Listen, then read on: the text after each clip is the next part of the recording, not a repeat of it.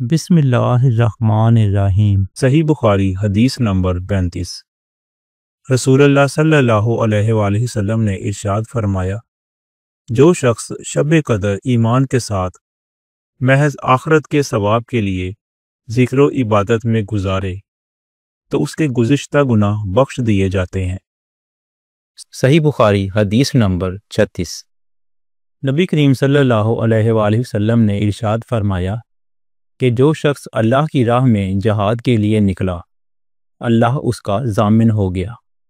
اللہ تعالیٰ فرماتا ہے، اس کو میری ذات پر یقین اور میرے پیغمبروں کی تصدیق نے اس سرفروشی کے لیے گھر سے نکالا ہے۔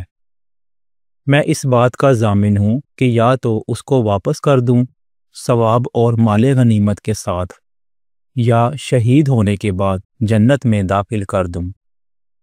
نبی کریم صلی اللہ علیہ وآلہ وسلم نے فرمایا، اور اگر میں اپنی امت پر اس کام کو دشوار نہ سمجھتا تو لشکر کا ساتھ نہ چھوڑتا، اور میری خواہش ہے کہ اللہ کی راہ میں مارا جاؤں، پھر زندہ کیا جاؤں، پھر مارا جاؤں، پھر زندہ کیا جاؤں، پھر مارا جاؤں۔